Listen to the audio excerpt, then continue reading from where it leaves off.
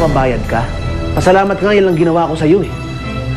Kung nga ganyan magsalita, Paula, para kang birhen ah. Alam mo ba kung bakit nagpakita ulit yung nanay mo? Kasi ubos na yung pera na hiningi niya sa amin.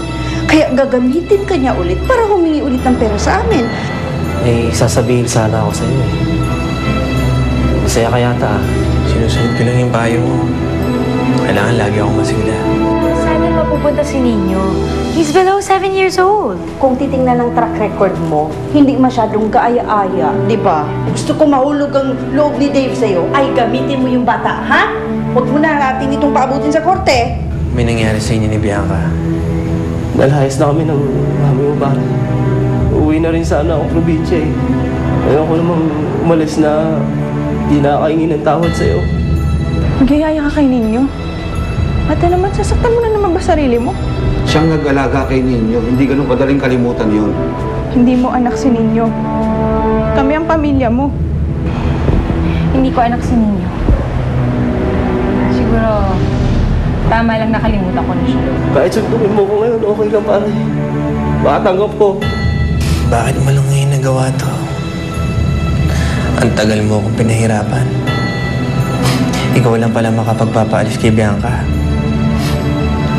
Lord, maraming salamat sa iyo. Maraming salamat. Punta na tayo sa tatay mo, ha? Yan, excited na excited. Ninyo, ipagdasal mo, ha?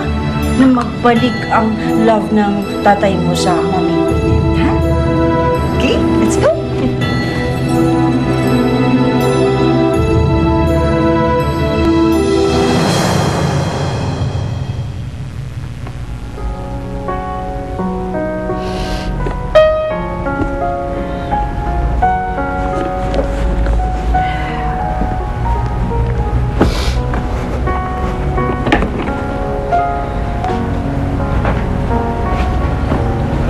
Ate.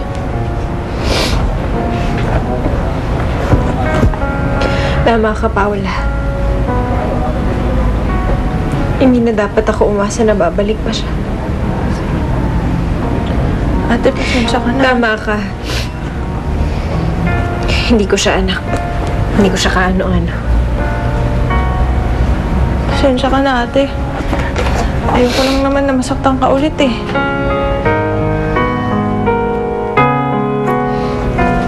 Naiintindihan kita. Natatakot lang naman ako na magkawatak-watak na naman tayo. Natatakot ako kay Lester, ate. Si Lester? Bakit? Anong ginawa niya sa'yo? Pinuntahan ka ba niya? Ginulo ka ba niya? Hindi, ate. Inisip ko lang na paano kung gumanti siya sa pagkakulong niya dati.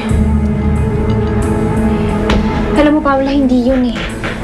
May pera na siya ngayon. Ate, pangako mo na uuwi ka pa rin dito, ha? Na kahit nandun ka kay Ninyo, hindi mo kami kakalimutan. Oo naman. Oo naman. Dito ako uuwi paggabi. Ito ang bahay ko. Dito ako nakatira. Tayo ang pamilya ko.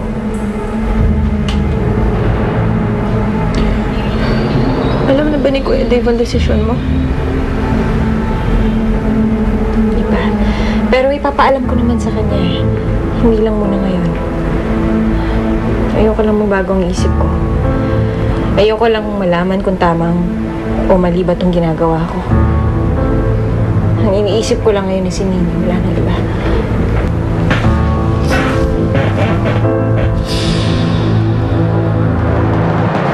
Ma, tinawag naman ni Ward si Nino tsaka si Helen.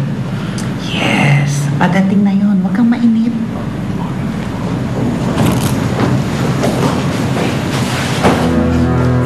Mamita? Hi! Hi! Nino, ikaw ba yan? Tay, hindi niyo po ako nakikita? Okay lang yun. Hindi naman importante yan. Ang importante, magkasama tayo ngayon. Tay, magkamukha po tayo eh. Siyempre, pareho tayong gwapo. Dave, I'm so glad nagising ka na. Gwyneth?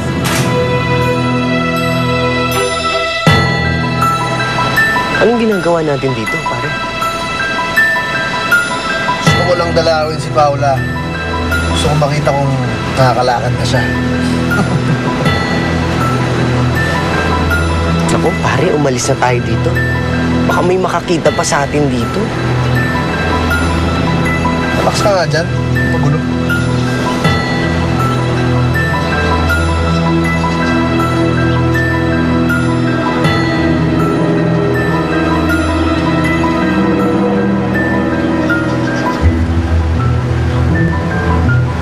Diyan ka lang, Ate. Saan ka pupunta? Basta, lalayan mo ako.